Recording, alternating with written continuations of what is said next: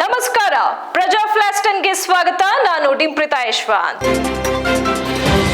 ನಗರ ಸ್ವಚ್ಛತೆಗೆ ಬಿಬಿಎಂಪಿ ಪಣ, ಫುಟ್ಪಾತ್ ಶುಚಿತ್ವಕ್ಕೆ ಬರಲಿದೆ ಪುಟ್ಟ ಯಂತ್ರಗಳು, ಸ್ವಚ್ಛ ಸರ್ವೇಕ್ಷಣಾ ಪಡೆಯುವಲ್ಲಿ ಅಗ್ರಸ್ಥಾನ ಗಳಿಸುವ ಕಸರತ್ತು.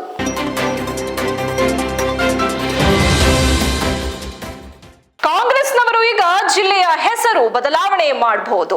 ಮತ್ತೆ ನಾನು ರಾಜ್ಯದಲ್ಲಿ ಅಧಿಕಾರಕ್ಕೆ ಬಂದೇ ಬರುತ್ತೇನೆ, ಆಗ ಇವರು ಇಟ್ಟಿರುವ ಹೆಸರನ್ನು ಕಿತ್ತೆಸೆಯುತ್ತೇನೆ ಎಂದು ಕೇಂದ್ರ ಸಚಿವ ಎಚ್.ಡಿ. ಕುಮಾರಸ್ವಾಮಿ ಕಿಡಿಕಾರಿದ್ರು.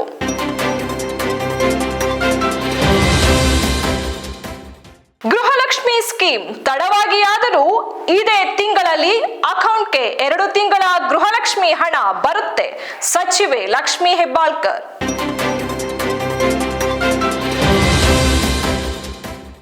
ಮಂಡ್ಯ ಸೊಳ್ಳೆ ಪರದೆ ಕಟ್ಟಿಕೊಂಡು ನಗರಸಭೆ ಎದುರು ಪ್ರತಿಭಟನೆ, ಡೆಂಗ್ಯೂ ನಿಯಂತ್ರಿಸುವಲ್ಲಿ ರಾಜ್ಯ ಸರ್ಕಾರ ವಿಫಲ, ಬಿಜೆಪಿ ಕಾರ್ಯಕರ್ತರ ಆಕ್ರೋಶ.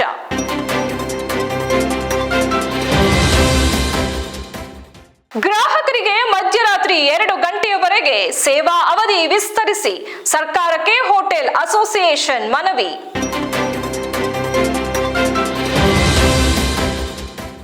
ಮೋದಿಗೆ ರಷ್ಯಾದ ಅತ್ಯುನ್ನತ ಪ್ರಶಸ್ತಿ order of saint Andrew the apostle ನೀಡಿ ಗೌರವಿಸಲಾಯಿತು.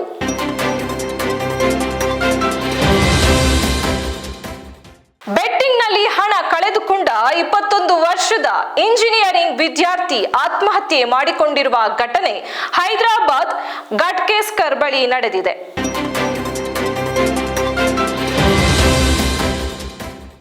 ಸನ್ನಡತೆ ಆಧಾರದ ಮೇಲೆ 77 ಕೈದಿಗಳು ರಿಲೀಸ್, ಇನ್ನು ಮುಂದೆ ವರ್ಷಕ್ಕೆ 3 ಬಾರಿ ಬಿಡುಗಡೆ ಭಾಗ್ಯ.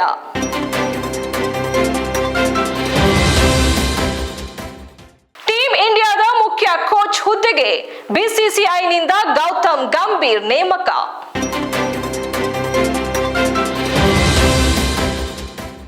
ಶಾರುಖ್ ಖಾನ್ ಅಭಿನಯದ ಪಠಾನ್ 2 ಸಿನಿಮಾದಲ್ಲಿ ಹೃತಿಕ್ ರೋಷನ್ ಅತಿಥಿ ಪಾತ್ರದಲ್ಲಿ ನಟಿಸಿ ಅಭಿಮಾನಿಗಳಿಗೆ ಸರ್ಪ್ರೈಸ್ ನೀಡಲಿದ್ದಾರೆ.